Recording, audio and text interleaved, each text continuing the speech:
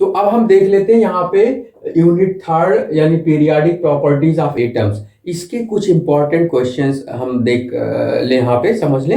अब देखिए हमने ये शार्ट नोट्स बना दिए हैं, इसको आप चाहे देंगे तो इसका स्क्रीनशॉट ले लीजिएगा, या फिर मैं पीडीएफ आपको लिंक जो है पीडीएफ का लिंक आपको डिस्क्रिप्शन में दे दूंगा, उससे आप डाउनलोड कर सकते हैं। तो देखिए यहाँ पे आपका क्या है, क्वेश्चन किस तरह आएगा कि what is ionization potential, explain factors affecting the ionization potential, या फिर इस तरह इसका इलेक्ट्रॉन एफिनिटी का उसी तरह क्वेश्चन आ सकता है, what is electron affinity and explain factors affecting the electron affinity. तो इस तरह क्वेश्चन आ सकते हैं, और इससे कुछ रीजनिंग क्वेश्चंस आ सकते हैं। तो हम दोनों कवर करेंगे, यानी पहले हम इसको दोनों को देख लेते हैं। अब हमने दोनों को अगल बगल लिखा है क्योंकि हम इसका कंपैरेटिव स्टडी कर लेंगे, ताकि हमें बहुत दोनों आसानी से समझ में आ जाए, है ना। तो देखिए यहाँ पे क्या है कि आयोनाइजेशन पोटेंशियल क्या है। आयोनाइजेशन पोटेंशियल मतलब आयोनाइजेशन का मतलब होता है इलेक्ट्रॉन निकलना, है ना। तो आयोनाइजेशन प्रोसेस में इलेक्ट्रॉन निकालने के लिए एनर्जी की जरूरत पड़ेगी, है ना। तो किसी भी आइसोलेटेड एटम से एक इलेक्ट्रॉन निकालने के लिए, रिमूव करने के लिए जितनी एनर्जी की जरूरत पड़ती है वही एनर्जी कहलाता है आयोनाइजेशन पोटेंशियल। यानी the energy required to remove an electron from an isolated atom is called ionisation potential. ठीक है, तो यानी जितनी एनर्जी यहाँ पे क्या होगा, रिक्वायर्ड होगा एक इलेक्ट्रॉन को निकालने के लिए, किससे, आइसोलेटेड एटम से, तो वही क्या कहलाएगा, आयोनाइजेशन पोटेंशियल कहलाएगा। जैसे हमारे पास एम आपका कोई एटम है और वो गैसियस स्टेट में, यानी आइसोलेटेड एटम होना चाहिए, तो गैसियस स्टेट में ही एटम आइसोलेटेड होंगे, है ना। तो अब उसको एनर्जी सप्लाई करेंगे और एक इलेक्ट्रॉन यहां से निकल जाएगा, तो जो यहाँ पे एनर्जी हमने सप्लाई किया वही एनर्जी कहलाएगा आई पी, यानी आयोनाइजेशन पोटेंशियल। आयोनाइजेशन पोटेंशियल को आई पी से हम रिप्रेजेंट करते हैं। ठीक है, अब चलिए हम देख लेते हैं इलेक्ट्रॉन एफिनिटी। इसमें क्या होता है, इलेक्ट्रॉन एफिनिटी, एफिनिटी मींस होता है लगाव, है ना। तो किसी भी एटम से इलेक्ट्रॉन कितना आसानी से जुड़ रहा है ना, तो जितना आसानी से इलेक्ट्रॉन जुड़ेगा उसकी इलेक्ट्रॉन एफिनिटी उतनी ज्यादा होगी। ठीक है, तो यहां पे देखिए क्या है कि जब किसी आइसोलेटेड एटम से एक इलेक्ट्रॉन जुड़ता है तो एनर्जी रिलीज होती है, और इसी एनर्जी को हम बोलते हैं इलेक्ट्रॉन एफिनिटी। ठीक है, यानी the energy release when an electron is added to an isolated atom is called electron affinity, है ना। यानी किसी भी आइसोलेटेड एटम से, है ना, एक इलेक्ट्रॉन क्या होता है, जुड़ जाता है, और जो एनर्जी रिलीज होता है उसी एनर्जी को हम बोलते हैं इलेक्ट्रॉन एफिनिटी बोलते हैं। ठीक है, जैसे कि हमारा एक्स कोई एटम है जो कि गैसियस स्टेट में है, यानी आइसोलेटेड स्टेट में है। अब इससे एक इलेक्ट्रॉन क्या हुआ, जुड़ा, है ना, तो ये बन गया एनायन, एक्स माइनस बन गया। ठीक है, अब एक्स माइनस बना तो इतनी एनर्जी क्या हुआ, यहाँ पे रिलीज हुआ। अब इसी एनर्जी को ई ए यानी इलेक्ट्रॉन एफिनिटी कहते हैं, यानी इलेक्ट्रॉन एफिनिटी को किससे रिप्रेजेंट करेंगे, ई ए से। अब देखिए ये क्या होगा, ई ए होगा, इसमें चूंकि एनर्जी रिलीज हुआ तो इसलिए हमेशा कैसा होगा, निगेटिव होगा।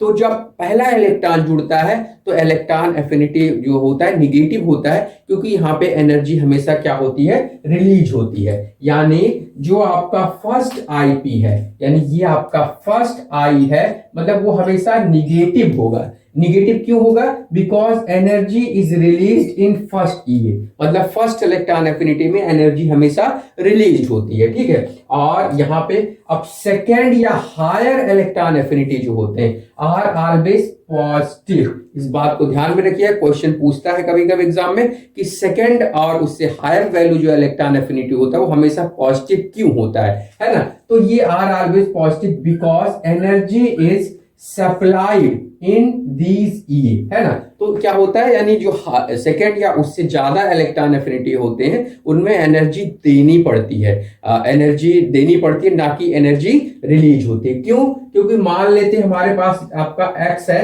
अब इससे एक इलेक्ट्रॉन जुड़ा तो x माइनस बना, ठीक है। अब x माइनस कैसा है? निगेटिव चार्ज है ना। अब इसमें फिर एक इलेक्ट्रॉन जुड़े तो जब दूसरा इलेक्ट्रॉन जुड़ेगा तो क्या होगा? सेकेंड इलेक्ट्रॉन एफिनिटी होगा, तो x2 माइनस बनना चाहिए। अब यहां पे क्या होगा?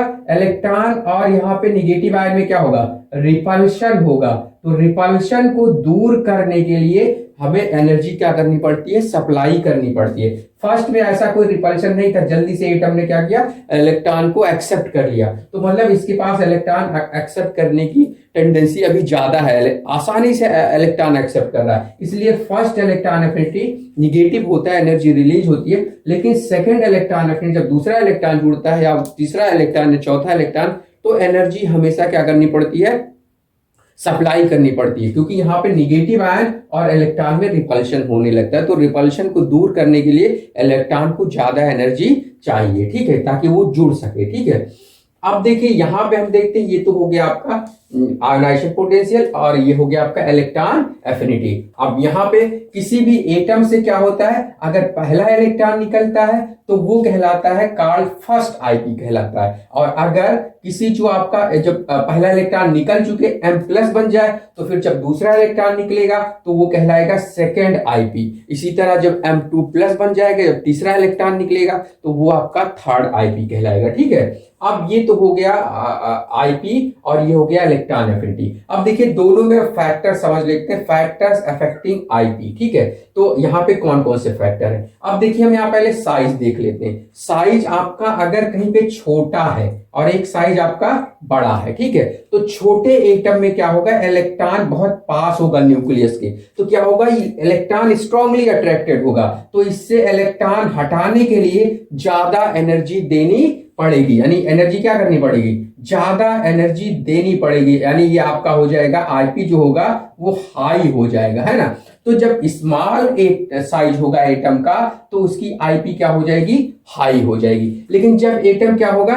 बड़ा हो जाएगा तो न्यूक्लियस से इलेक्ट्रॉन दूर चला जाएगा, तो इलेक्ट्रॉन का अट्रैक्शन कम होगा, यानी कम ही एनर्जी पे ये क्या होगा? कम ही एनर्जी पे ये इलेक्ट्रॉन निकल जाएगा, ठीक है। तो जब इलेक्ट्रॉन कम एनर्जी पे निकल जाएगा तो इसका मतलब इसकी आईपी क्या हो जाएगी? अगर साइज बड़ा है तो आईपी क्या हो जाएगी? कम हो जाएगी, ठीक है। अब देखिए यहां पे क्या है? ये तो आईपी का इफेक्ट हो गया। अब हम यहां पे देख लेते हैं जो है ईए पे क्या फैक्टर्स, यानी कौन कौन से फैक्टर्स जो इफेक्ट डालते हैं। तो यहां पे देखिए बिल्कुल साइज का इफेक्ट यहां पे, अगर स्मॉल साइज यहां है तो हाई ईए होगा। अब स्मॉल साइज है अगर कोई एटम है ना, तो इलेक्ट्रॉन को क्या करेगा? वो स्ट्रांगली अट्रैक्ट करेगा अपनी तरफ। अब जब स्ट्रांगली अट्रैक्ट करेगा तो ज्यादा एनर्जी रिलीज होगी, इसका मतलब इलेक्ट्रॉन एफिनिटी क्या हो जाएगा? हाई हो जाएगा, है ना। और वहीं पे अगर एटम लार्ज हो गया, है ना, तो जब एटम लार्ज हो गया तो इलेक्ट्रॉन और न्यूक्लियस के बीच दूरी बढ़ जाएगी। अब दूरी बढ़ जाएगी तो इलेक्ट्रॉन आसानी से अट्रैक्ट नहीं होगा, तो इसका मतलब इलेक्ट्रॉन एक्सेप्ट करने की टेंडेंसी कम होगी, तो इसका आईपी क्या हो जाएगा? लो हो जाएगा, ठीक है। तो आपका यहाँ पे दोनों का इफेक्ट देख लीजिए एक जैसे, अगर आपने एक पढ़ लिया है तो दूसरा अपने आप समझ में आ जाएगा कि आईपी क्या होता है। स्मॉल साइज होता है तो हाई आईपी होता है, और लार्ज साइज होता है लो आईपी। वही फैक्टर यहाँ भी, अगर स्मॉल साइज होगा तो हाई ईए होगा, और आपका लार्ज साइज है तो लो ईए होगा, ठीक है। तो दोनों का इफेक्ट एक जैसा है, ठीक है। अब देखिए हम यहाँ पे देख रहे हैं न्यूक्लियर चार्ज, है ना। अब न्यूक्लियर चार्ज अगर क्या है? किसी भी न्यूक्लियस पे, अगर यहाँ पे न्यूक्लियस पे चार्ज बहुत ज्यादा है तो इसके पास इलेक्ट्रॉन खींचने की क्षमता ज्यादा होगी। तो जब इलेक्ट्रॉन स्ट्रांगली अट्रैक्टेड होगा तो स्ट्रांगली अट्रैक्टेड इलेक्ट्रॉन को हटाने के लिए हमें ज्यादा एनर्जी देनी पड़ेगी। इसका मतलब अगर न्यूक्लियर चार्ज ज्यादा है तो ज्यादा एनर्जी सप्लाई करनी पड़ेगी, यानी आईपी क्या हो जाएगा? हाई आईपी हो जाएगा, ठीक है। अब इसी तरह क्या है? अगर न्यूक्लियर चार्ज यहाँ पे कम है ना, तो न्यूक्लियर चार्ज अगर कम है तो फिर क्या होगा? न्यूक्लियस से इलेक्ट्रॉन वीकली अट्रैक्टेड होगा, और वीकली इलेक्ट्रॉन को कम ही एनर्जी सप्लाई करके उसे हम हटा सकते हैं। इसका मतलब अगर न्यूक्लियर चार्ज कम होगा, ठीक है, तो इलेक्ट्रॉन आसानी से रिमूव होगा, निकल जाएगा, तो आईपी क्या हो जाएगी? लो हो जाएगी, ठीक है। तो देखिए न्यूक्लियर चार्ज आपका हाई तो हाई आईपी, अगर न्यूक्लियर चार्ज लो तो लो आईपी, ठीक है।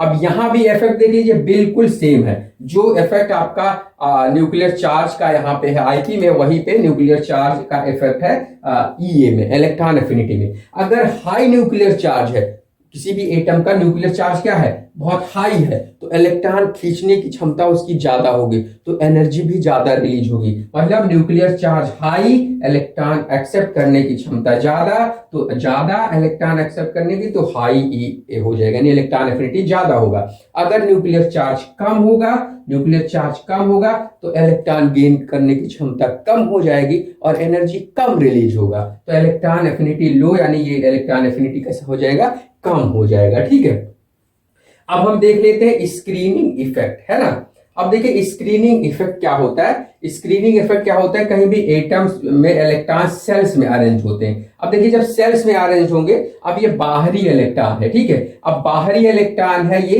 अब बाहरी इलेक्ट्रॉन को ये न्यूक्लियस अपनी तरफ अंदर खींच रहा है, लेकिन ये जो इलेक्ट्रॉन्स को इनर सेल्स इलेक्ट्रॉन्स है, ये वाले इलेक्ट्रॉन्स, ये न्यूक्लियस चार्ज को, यहाँ पे जो न्यूक्लियर चार्ज इस पे काम कर रहा है, इसको ये कम कर रहे हैं, मिनिमाइज कर रहे हैं। तो ये जो इनर सेल इलेक्ट्रॉन्स जो है न्यूक्लियर चार्ज को मिनिमाइज कर रहे हैं, जो बाहरी इलेक्ट्रॉन पे काम कर रहा है, तो उससे हम बोलते हैं स्क्रीनिंग इफेक्ट। इसका मतलब यहाँ पे अगर स्क्रीनिंग इफेक्ट ज्यादा होगा इनर सेल इलेक्ट्रॉन्स का, तो ये इलेक्ट्रॉन वीकली अट्रैक्टेड होगा, और वीकली अट्रैक्टेड होगा तो क्या होगा, इलेक्ट्रॉन कम ही एनर्जी पे रिमूव हो जाएगा। यानी अगर जो है इलेक्ट्रॉन स्क्रीनिंग इफेक्ट, अगर स्क्रीनिंग इफेक्ट क्या है, ज्यादा है, ठीक है, तो स्क्रीनिंग इफेक्ट ज्यादा है यहाँ पे इनर सेल इलेक्ट्रॉन्स का, तो इलेक्ट्रॉन वीकली अट्रैक्टेड होगा और कम ही एनर्जी पे ये इलेक्ट्रॉन रिमूव हो जाएगा। तो फिर क्या हो जाएगा, उसकी आईपी कम हो जाएगी। ठीक है, अब इसी तरह क्या है, अगर स्क्रीनिंग इफेक्ट कम है यहाँ पे इलेक्ट्रॉन का, तो न्यूक्लियस का जो चार्ज है इस पे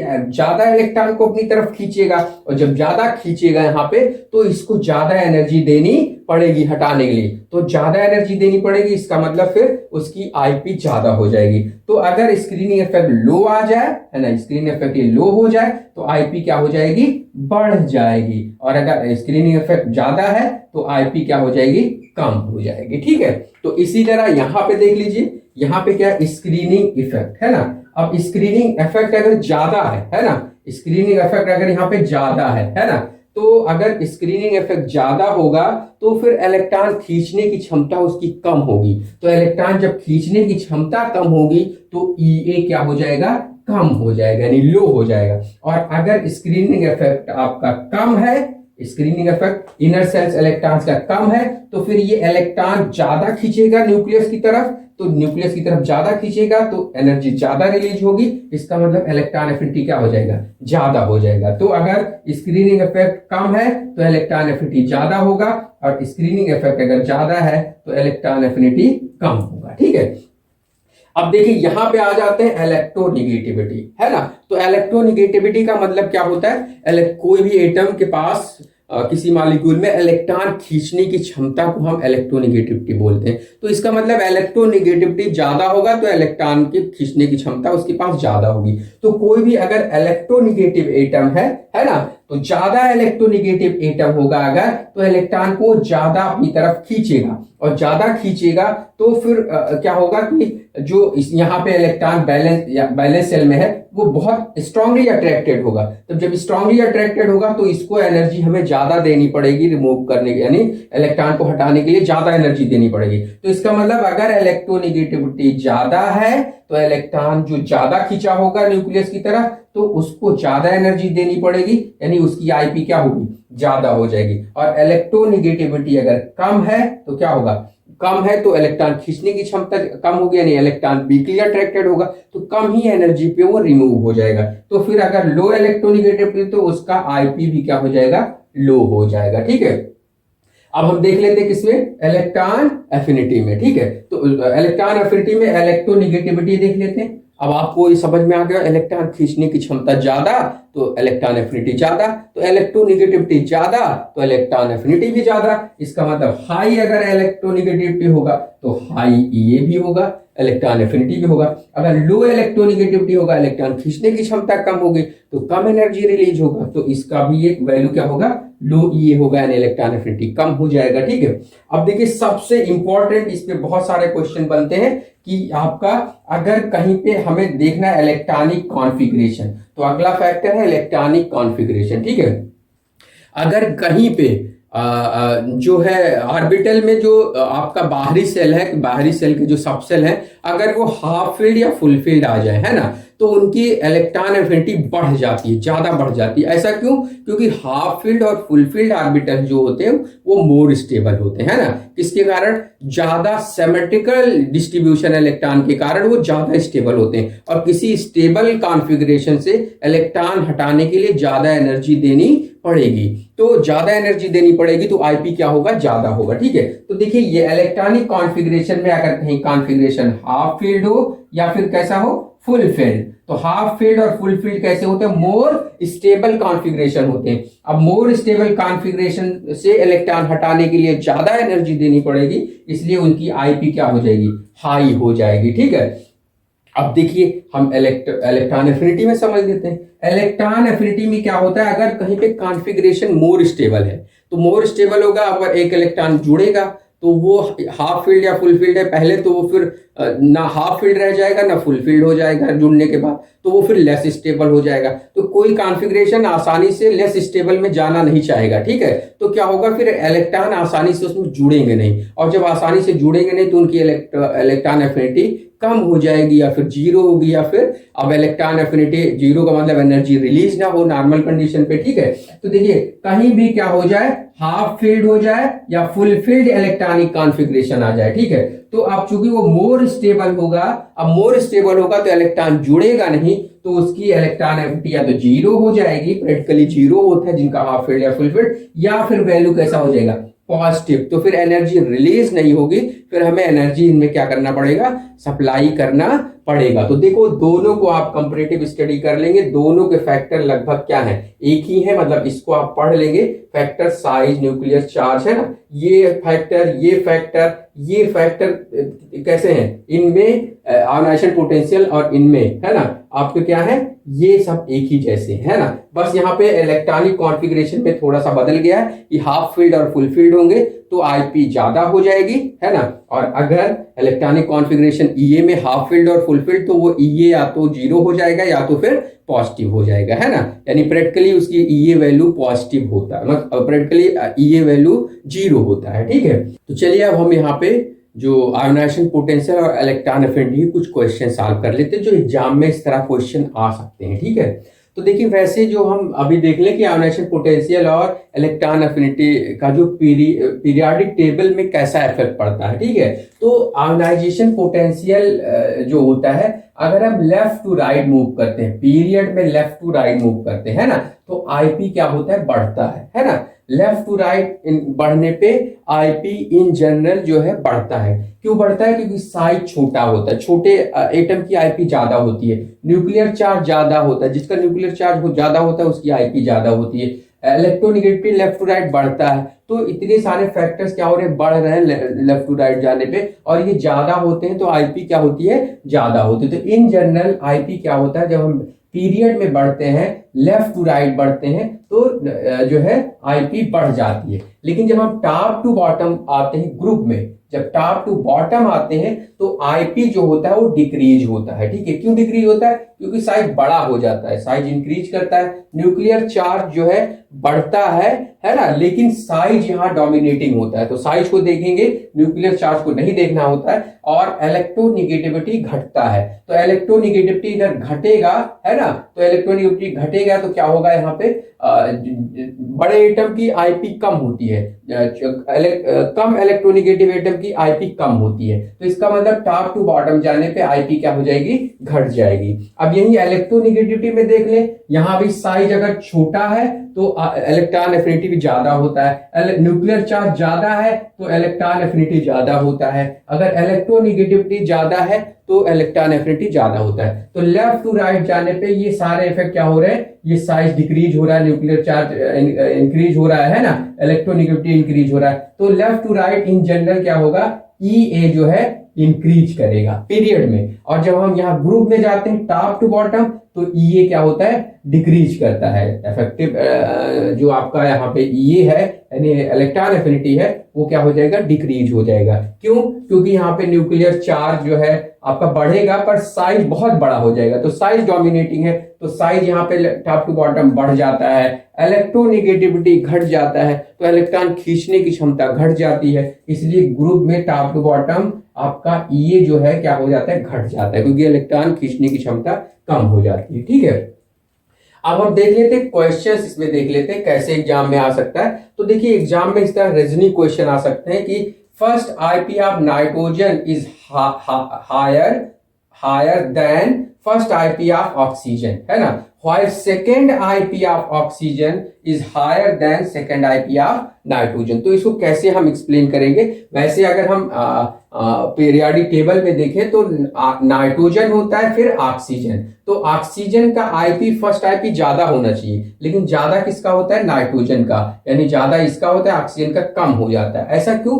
तो देखिए हम पहले हम क्या करेंगे, कभी भी अगर आपको इस तरह क्वेश्चन सॉल्व करने हो, चाहे आयोनाइजेशन पोटेंशियल का, इलेक्ट्रॉन एफिनिटी का, तो आपको कॉन्फ़िगरेशन जरूर देखना है। आप लेफ्ट टू राइट और टॉप टू बॉटम तो देखेंगे ही, लेफ्ट टू राइट जो है आईपी बढ़ता है, इलेक्ट्रॉन एफिनिटी बढ़ता है, टॉप टू बॉटम आईपी घटता है, इलेक्ट्रॉन एफिनिटी भी घटता है। तो पहले हम इसको लेफ्ट टू राइट देख लेंगे, उसके साथ साथ इलेक्ट्रॉनिक कॉन्फ़िगरेशन भी देख लेंगे, फिर डिसाइड करेंगे किसकी आईपी या इलेक्ट्रॉन एफिनिटी ज्यादा होगी, किसकी कम होगी। ठीक है, तो यहां पे देखते हैं नाइट्रोजन का इलेक्ट्रॉनिक कॉन्फ़िगरेशन देखें, 1s2 2s2 और 2p3 होता है। तो अब ये 2p3 है तो एक एक इलेक्ट्रॉन सब में आ गए। अब एक एक इलेक्ट्रॉन आ गए तो कैसा हो गया, हाफ फील्ड। और हाफ फील्ड ऑर्बिटल जो होते हैं वो कैसे होते हैं, सबसेल, वो मोर स्टेबल होते हैं, क्योंकि उनका इलेक्ट्रॉनिक डिस्ट्रीब्यूशन सिमेट्रिकल होता है। तो अब जो मोर स्टेबल आ गया नाइट्रोजन का, अब यही ऑक्सीजन का हम देख लें, 1s2 2s2 और 2p4 आ गया। अब 2p4 में देखिए ये आपका ना ही हाफ फील्ड है और ना ही फुल फील्ड है, तो ये कैसा होगा, लेस स्टेबल हो जाएगा।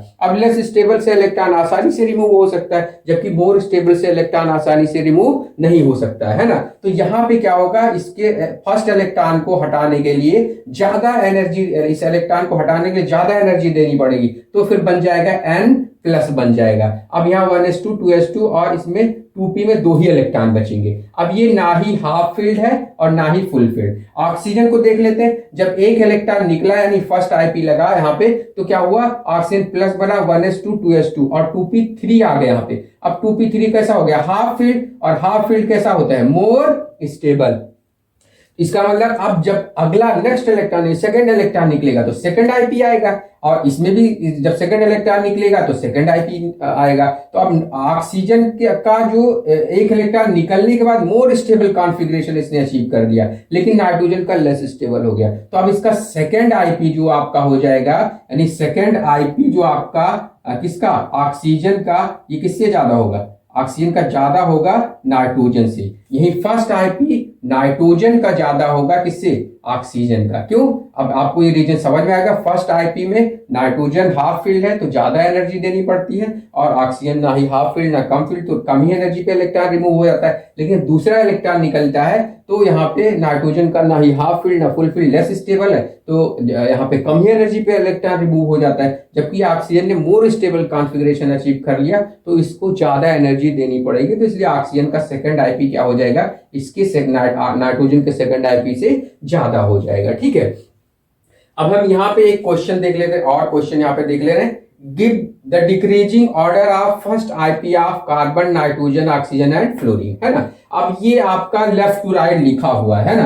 अब लेफ्ट टू राइट आपका क्या होता है, आईपी इन जनरल बढ़ता है ना, लेकिन यहाँ पे क्या होता है, वैसे आपका अगर हम देखें तो होना क्या चाहिए, होना चाहिए F greater than O greater than oxygen greater than nitrogen greater than carbon. लेकिन अब ये क्या है बताइए, ये है आपका गलत, ये आपका आंसर गलत है। क्यों, अब देखिए कभी भी हमने बताया कि आपको इलेक्ट्रॉनिक कॉन्फ़िगरेशन जरूर देखना चाहिए। तो देखिए कार्बन का कॉन्फ़िगरेशन 1s2 2s2 2p2, अब ना ये हाफ फील्ड ना फुल फील्ड। नाइट्रोजन का 1s2 2s2 2p3, अब ये कैसा आ गया, हाफ फील्ड। अब बताओ हाफ फील्ड कैसा हो जाएगा, मोर स्टेबल। ऑक्सीजन का देखिए 2p4 है, ना हाफ फील्ड ना फुल फील्ड।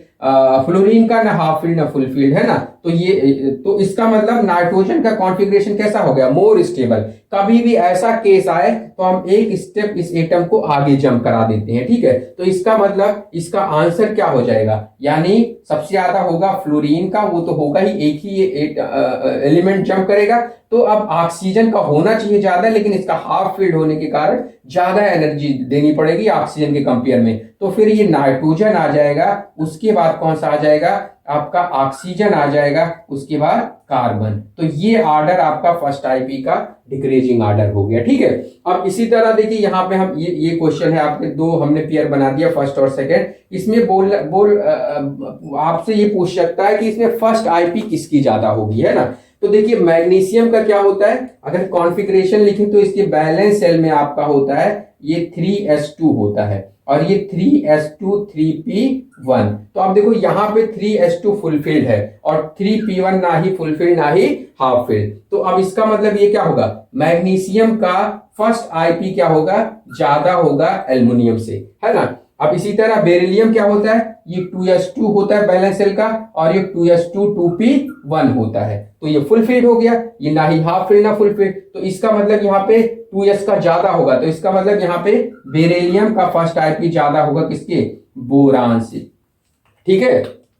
लेकिन यहां भी सेकंड आईपी अब एल्युमिनियम का ज्यादा हो जाएगा, क्यों, एक इलेक्ट्रॉन निकलने के बाद ये 2s2 हो जाएगा, 3s2 हो जाएगा एक इलेक्ट्रॉन निकलने के बाद, और एक इलेक्ट्रॉन निकलने के बाद ये 3s1 हो जाएगा। तो इसका फुल फील्ड होगा, इसका हाफ फील्ड। तो फुल फील्ड हाफ फील्ड से ज्यादा स्टेबल होता है, इसलिए सेकंड आईपी एल्युमिनियम का ज्यादा होगा मैग्नीशियम से। इसी यहां भी वही केस होगा, बोरान का सेकंड आईपी ज्यादा हो जाएगा इससे बेरिलियम के सेकंड आईपी से, क्योंकि ये 2s2 हो जाएगा, 2s1 हो जाएगा, 2s2 and full field, 2s1 का मतलब half field, 2s2 full field ज्यादा स्टेबल होता है हाफ फील्ड से। तो इसका मतलब ये बोरान का सेकंड आईपी क्या होगा, बेरिलियम के सेकंड आईपी से ज्यादा होगा, ठीक है।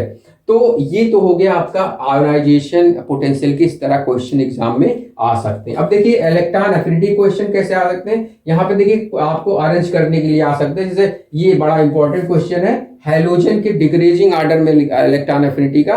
तो देखिए अगर हम हैलोजन यहाँ पे देख लेते हैं, आपका है एफ, Cl, Br और I। तो in general top to bottom जाने पे इलेक्ट्रॉन एफिनिटी जो है, इलेक्ट्रॉन एफिनिटी डिक्रीज होता है। तो होना क्या चाहिए, यहाँ पे F greater than Cl greater than Br greater than I, लेकिन ये बिल्कुल गलत है ना। अब यहाँ पे क्या होता है, यहाँ पे आपका F जो है जंप कर जाता है Cl के आगे, क्यों, क्योंकि F की साइज बहुत ज्यादा हो जाती है ना, सॉरी F की साइज बहुत छोटी हो जाती है। तो इसके इलेक्ट्रॉन क्लाउड बहुत डेंस हो जाते हैं। तो इलेक्ट्रॉन क्लाउड डेंस हो जाएंगे तो इसकी स्क्रीनिंग इफेक्ट बहुत ही ज्यादा हो जाएगी, है ना। अब स्क्रीनिंग इफेक्ट ज्यादा हो जाएगी तो इलेक्ट्रॉन गेन करने की क्षमता क्या हो जाएगी, कम हो जाएगी, तो इलेक्ट्रॉन एफिनिटी घट जाएगी। और दूसरा कारण क्या है, फ्लोरीन जब छोटा होगा तो इलेक्ट्रॉन्स इसके बिल्कुल पास पास होंगे, और इलेक्ट्रॉन में क्या होगा, रिपल्शन। तो बाहरी इलेक्ट्रॉन जो जुड़ रहा है उसके साथ भी क्या होगा, यहाँ पे हो जाएगा रिपल्शन, ठीक है। तो इलेक्ट्रॉन आसानी से नहीं जुड़ेगा, रिपल्शन भी हो रहा है, स्क्रीनिंग भी हो रहा है, तो इलेक्ट्रॉन आसानी से नहीं जुड़ रहा है। तो फ्लोरीन की इलेक्ट्रॉन एफिनिटी कम हो जाती है, इसका मतलब किसका हो जाएगा ज्यादा, आपका हो जाएगा, इसका आंसर हो गया Cl greater than F greater than Br greater than I, ठीक है। तो ये तो हो गया आपका इलेक्ट्रॉन एफिनिटी हैलोजन का ऑर्डर हो गया, ठीक है। अब इसी तरह हम देखें, यहां पे देख लें एक क्वेश्चन ये आपके लिए है, give the decreasing order of Ea of carbon, nitrogen and oxygen and fluorine, ठीक है। अब देखिए ये आपका लिखा हुआ है लेफ्ट टू राइट, है ना। तो लेफ्ट टू राइट ये क्या होता है, ये जो है इंक्रीज करता है। तो इसका मतलब यहाँ पे F होना चाहिए, फिर ऑक्सीजन, फिर नाइट्रोजन, फिर आपका कार्बन, है ना। लेकिन ये क्या है आपका गलत है, ठीक है। तो यहां भी कॉन्फ़िगरेशन आपको देखना चाहिए। अब कॉन्फ़िगरेशन यहाँ पे लिखा हुआ है, कार्बन का देखिए यहाँ पे क्या है, 2p2 है, नाइट्रोजन का 2p3 है, यानी हाफ फील्ड है, और ये ऑक्सीजन का 2p4 है, ना हाफ फील्ड ना फुल फील्ड, ये है ना। तो नाइट्रोजन का देखिए क्या है, हाफ फील्ड। अब हाफ फील्ड जो होते हैं उनकी इलेक्ट्रॉन एफिनिटी 0 हो जाती है ना। तो अब इलेक्ट्रॉन एफिनिटी, इसका मतलब नाइट्रोजन सबसे पीछे चलाएगा, है ना, ये इधर बढ़ेगा लेकिन नाइट्रोजन सबसे पीछे। तो इसका आंसर क्या हो जाएगा, इसका आंसर फ्लोरीन का आपका greater than oxygen greater than carbon और ग्रेटर देन नाइट्रोजन। ठीक है, तो ये आपके जो है आपका आंसर हो गया। तो इस तरह देखिए आप क्वेश्चन को प्रैक्टिस करिएगा। आयोनाइजेशन पोटेंशियल, इलेक्ट्रॉन एफिनिटी पढ़ लीजिएगा, फैक्टर्स है ना। तो इसको आप पीडीएफ हम लिंक में दे देंगे डिस्क्रिप्शन में, है ना, तो लिंक दे देंगे डिस्क्रिप्शन में, तो आप लोग इसको डाउनलोड कर लीजिएगा। तो देखिए अब यूनिट 3 का जो हम अगला इंपॉर्टेंट टॉपिक देख ले रहे हैं, जो एग्जाम में क्वेश्चन पूछ सकता है। तो क्वेश्चन पूछ सकता है साइज ऑफ आयन से। ठीक है, तो साइज ऑफ आयंस में क्या होता है कि कोई भी कैटायंस है, एनायंस है ना, तो उसमें कैटायन और एनायंस की साइज को आप अरेंज करने को पूछ सकता है कि किसकी साइज ज्यादा होगी, किसकी कम होगी। ठीक है, तो देखिए यहाँ पे क्या होता है, कोई भी जो आपका कैटायन होता है उसके एटम से उसकी साइज हमेशा छोटी होती है, क्योंकि इलेक्ट्रॉन कैटायन बनने में निकल जाता है। तो इलेक्ट्रॉन जब निकल जाएगा तो साइज क्या हो जाएगी, छोटी हो जाएगी, है ना।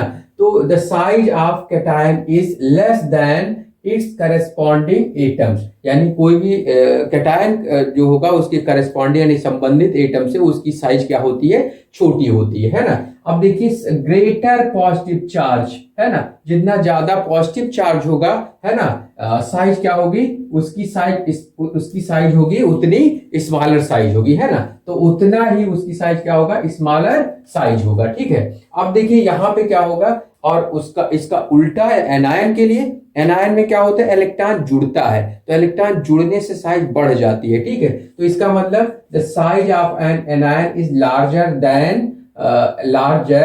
देन इट्स करस्पॉन्डिंग एटम, है ना, यानी उसके करस्पॉन्डिंग एटम से हमेशा एनायन की साइज क्या होगी, बड़ी होगी। और जितना ज्यादा निगेटिव चार्ज होगा उसके आयन की साइज उतनी जो है, एनायन की साइज उतनी ही बड़ी होगी। ठीक है, तो जैसे हम यहाँ पे देख ले रहे हैं, एक क्वेश्चन इस तरह पूछ सकता है, कोई आयंस दे रखे हो पॉजिटिव नेगेटिव और एलिमेंट, है ना, तो उसमें पूछे किसका साइज बड़ा, किसका साइज छोटा। तो कैटायन की साइज क्या होती है, छोटी, एनायन की साइज होती है, आपका एनायन की साइज होती है बड़ी, है ना, और उसका एलिमेंट की साइज होगी एनायन से छोटी। तो और सबसे छोटी किसकी होगी, कैटायन की। तो इसका मतलब यहाँ पे जो ऑर्डर होगा वो क्या होगा, यहाँ पे सबसे बड़ा जो होगा माइनस होगा, उसके बाद उसका मतलब एटम होगा, और सबसे छोटा कौन सा हो जाएगा, आपका कैटायन हो जाएगा, है ना।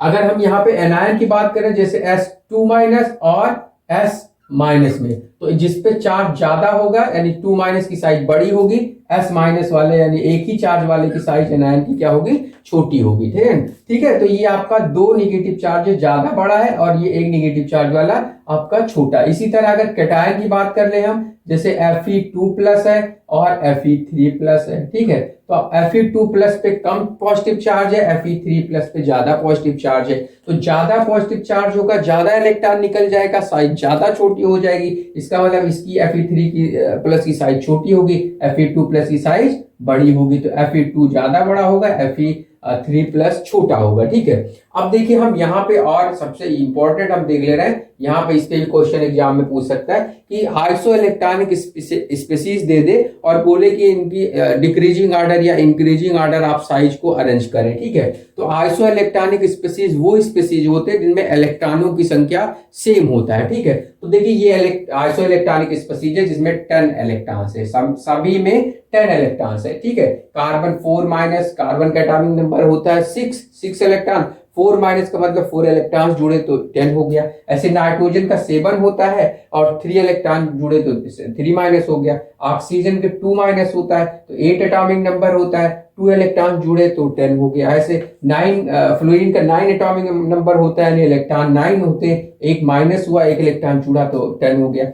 सोडियम 11 होता है लेकिन इलेक्ट्रॉन निकल गया, एक इलेक्ट्रॉन पॉजिटिव आ गया तो इसमें 10 ही इलेक्ट्रॉन्स बचे, है ना, लेकिन एटॉमिक नंबर यहाँ पे क्या होगा, ये एटॉमिक नंबर यहाँ पे है तो एटॉमिक नंबर 11। मैग्नीशियम का एटॉमिक नंबर 12 होता है, 2 इलेक्ट्रॉन निकले तब भी 10 इलेक्ट्रॉन बचा। एल्यूमिनियम का एटॉमिक नंबर 13 होता है, 13 होता है, 3 इलेक्ट्रॉन निकले तो यहाँ पे 10 इलेक्ट्रॉन। सिलिकॉन का 14 होता है, 4 इलेक्ट्रॉन निकल गए तो 10 इलेक्ट्रॉन। अब देखिए जैसे जैसे एटॉमिक नंबर बढ़ेगा साइज क्या हो जाएगा, डिक्रीज होता चला जाएगा। साइज डिक्रीज होगा क्योंकि उसका एटॉमिक नंबर क्या हो रहा है, बढ़ रहा है। तो जब एटॉमिक नंबर बढ़ेगा जो है तो न्यूक्लियर चार्ज बढ़ेगा, न्यूक्लियर चार्ज बढ़ेगा तो इलेक्ट्रॉन क्लाउड जो होंगे उसको स्ट्रांगली अपनी तरफ अट्रैक्ट करेगा और साइज को मतलब कम कर देगा।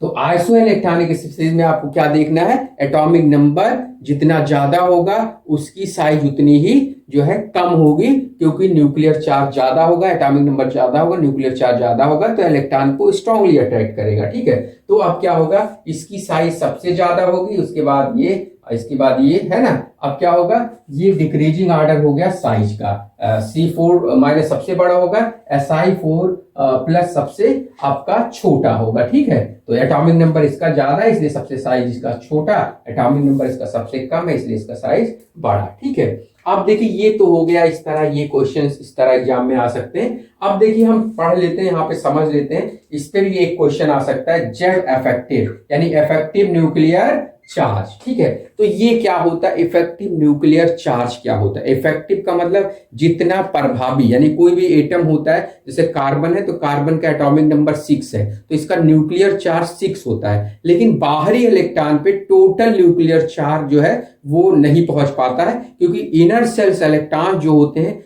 कुछ जो है न्यूक्लियर चार्ज को कम कर देते हैं। तो इसी को जो nuclear charge, inner cell electron जो न्यूक्लियर चार्ज को कम करते हैं बाहरी इलेक्ट्रॉन पे जो लग रहा है, तो उसी को हम बोलते हैं स्क्रीनिंग इफेक्ट। तो स्क्रीनिंग के बाद न्यूक्लियस का जो फोर्स ऑफ अट्रैक्शन बाहरी इलेक्ट्रॉन पे लगता है तो उसी को हम क्या बोलते हैं, यानी स्क्रीनिंग इफेक्ट या सील्डिंग इफेक्ट भी बोलते हैं। ठीक है, तो इसका मतलब जेड इफेक्टिव हो गया जेड एक्चुअल माइनस सिग्मा, तो ये तो हो गया स्क्रीनिंग इफेक्ट से जो स्क्रीनिंग कांस्टेंट आएगा। ठीक है, और जेड एक्चुअल होता है उसका एटॉमिक नंबर के बराबर होता है। ठीक है, Z effective is equal to Z actual minus sigma.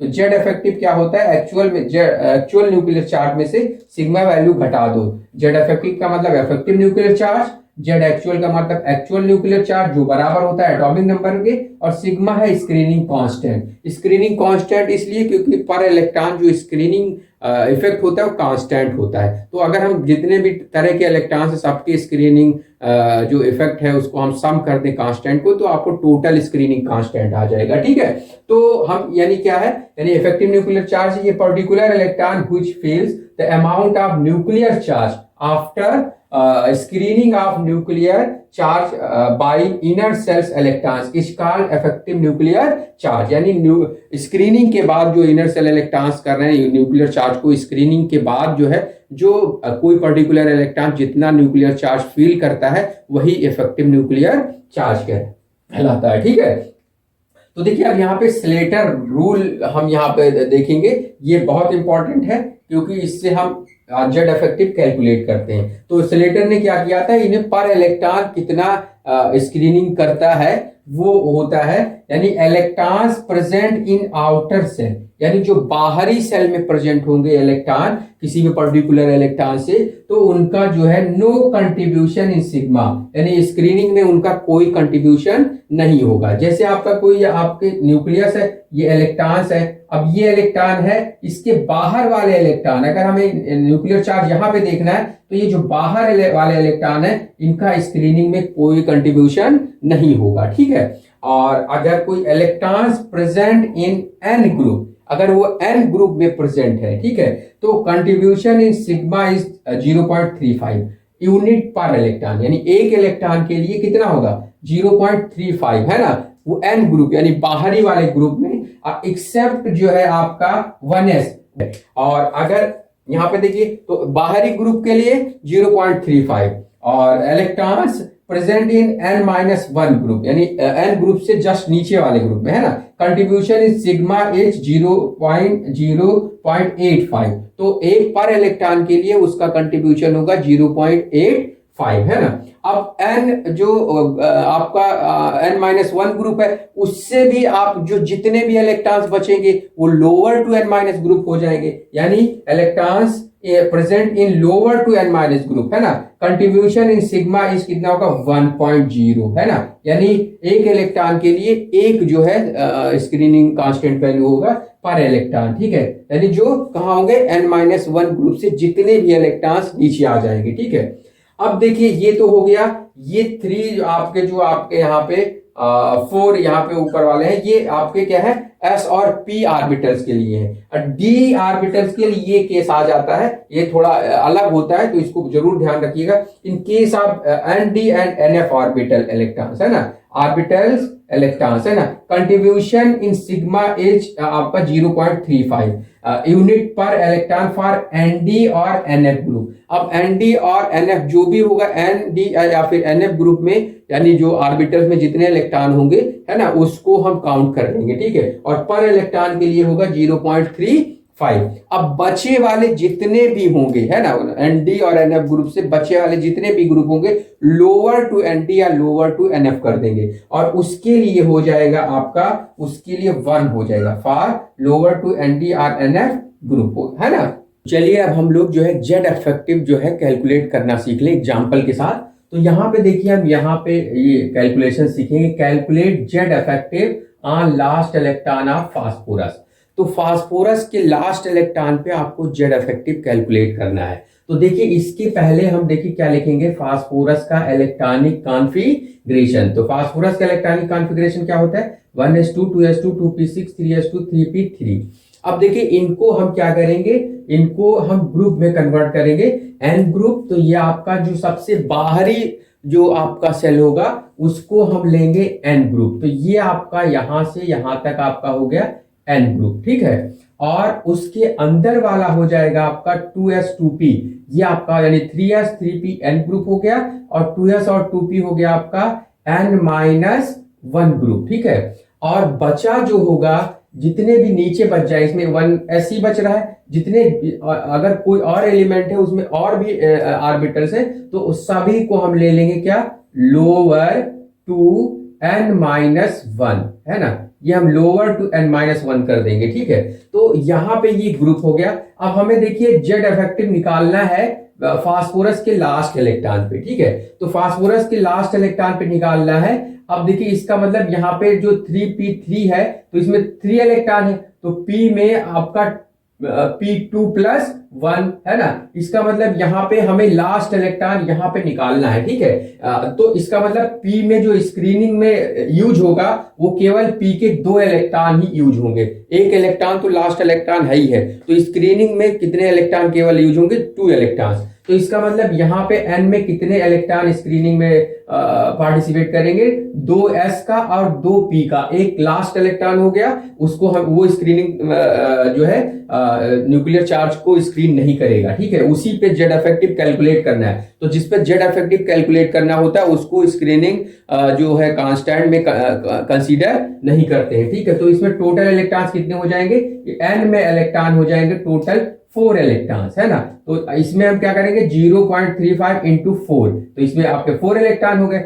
अब उसमें आप क्या करते हैं, जो उससे नीचे होता है n-1 में जो होता है, तो उसमें हम मल्टीप्लाई कर देते हैं। टोटल इलेक्ट्रॉन कितने, 6p में और 2s में, तो टोटल 6 और 2 8 हो गए, तो 8 हो गया। अब इसमें n-1 में हम मल्टीप्लाई करते हैं 0.85, है ना। तो 0.85 से हमने मल्टीप्लाई कर दिया यहाँ पे। अब क्या हो गया, अब प्लस। अब देखिए जो लोअर बचे जितने ऑर्बिटल्स हो, जितने इलेक्ट्रॉन उसमें होंगे, तो इसमें 2 ही इलेक्ट्रॉन्स है। तो जब लोअर टू n- वाले के लिए एक इलेक्ट्रॉन के लिए 1 कंट्रीब्यूशन होता है सिग्मा में, ठीक है। तो आपका क्या हो जाएगा, 1 इंटू 2, यानी क्या होगा टोटल, ये आ जाएगा। इसको अगर हम मल्टीप्लाई करेंगे 4 से, ठीक है, तो 1.40 आएगा। इसको 8 को 0.85 में मल्टीप्लाई करेंगे तो 6.80 आ जाएगा। आपका ये 2 आ जाएगा। इनको जोड़ देंगे तो हमारा सिग्मा वैल्यू आ जाएगा 10.20, है ना। तो इसका मतलब यहाँ पे जो सिग्मा आ गया वो क्या आया, सिग्मा आया 10.20 आ गया। अब हमें जेड इफेक्टिव कैलकुलेट करना है। तो जेड इफेक्टिव जो होता है, जेड एक्चुअल माइनस सिग्मा होता है, ठीक है। तो जेड एक्चुअल माइनस सिग्मा आपका है Z effective, Z actual minus sigma. अब एक्चुअल न्यूक्लियर चार्ज कितना होता है, एटॉमिक नंबर के बराबर, जितने उसमें प्रोटॉन्स हो एटम में, वो वही उसका जेड एक्चुअल मतलब एक्चुअल न्यूक्लियर चार्ज होता है। तो 15 हो गया एक्चुअल न्यूक्लियर चार्ज, और स्क्रीनिंग जो सिग्मा आया है, स्क्रीनिंग कांस्टेंट, वो है 10.20। तो 15 माइनस 10.20 अगर करते हैं तो आता है 4.80, है ना।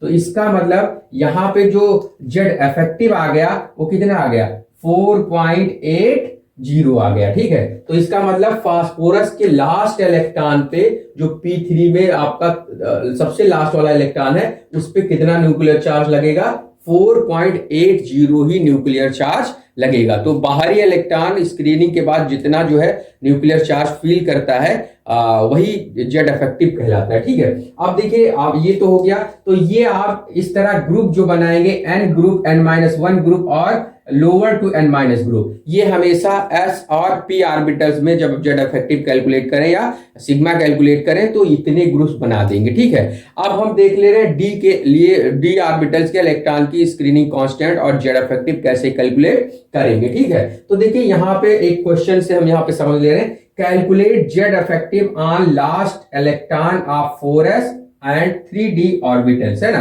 तो जो 4s के इलेक्ट्रॉन का जो लास्ट इलेक्ट्रॉन पे जेड इफेक्टिव कितना होगा और 3d के लास्ट इलेक्ट्रॉन पे जेड इफेक्टिव कितना होगा, इसको हमें कैलकुलेट करना है, सीखना है कैसे करेंगे, है ना।